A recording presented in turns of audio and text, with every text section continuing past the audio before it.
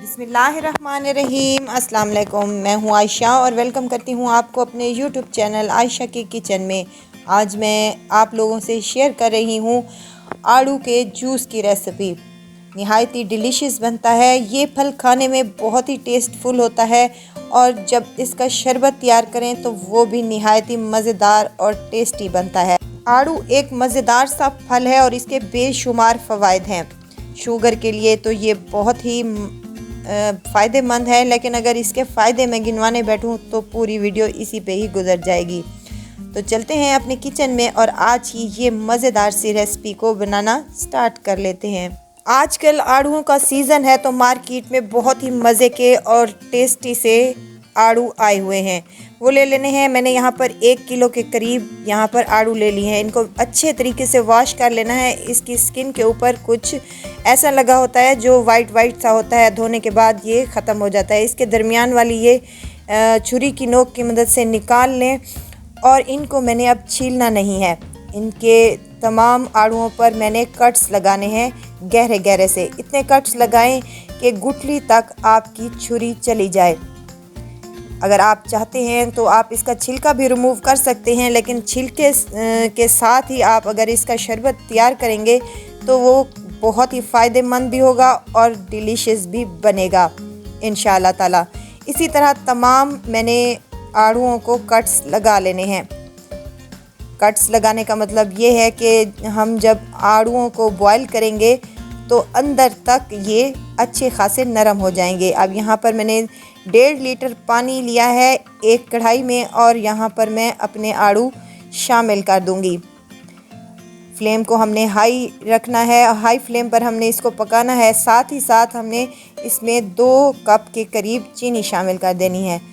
यहाँ पर अगर आप ज़्यादा क्वांटिटी में बनाना चाहते हैं तो तमाम चीज़ों की क्वांटिटी ज़्यादा कर लें। 1 किलो की रेशो के हिसाब से ये परफेक्ट है। कवर लगा दिया था मैंने और 20 मिनट के बाद तकरीबन कवर मैंने इसका उतारा है तो माशाल्लाह से ये अच्छे खासे सॉफ्ट हो चुके हैं। और अगर इनको हम अलहदा करें तो ये गुठली से अलहदा हो रहे हैं। पल्प अलहदा हो जाएगा और गुठली हमारी इजीली बाहर आ जाएगी।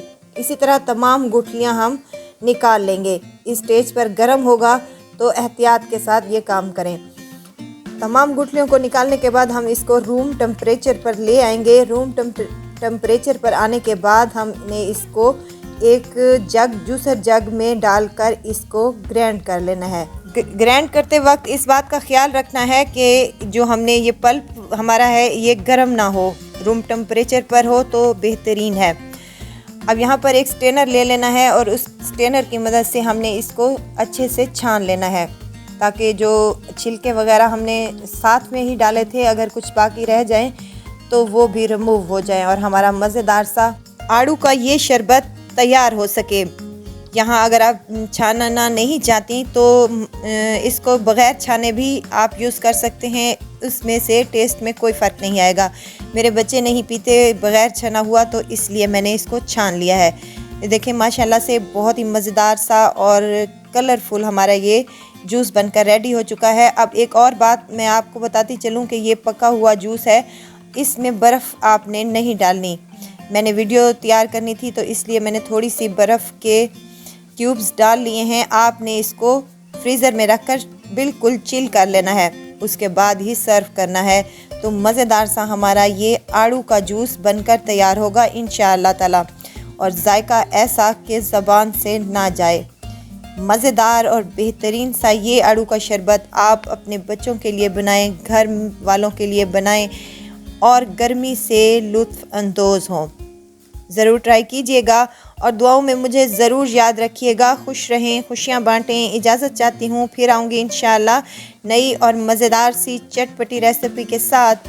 आयशा को दीजिए इजाज़त। अपना बहुत सारा ख्याल रखिएगा, दुआओं में मुझे याद रखिएगा। अल्लाह हाफ़िज़।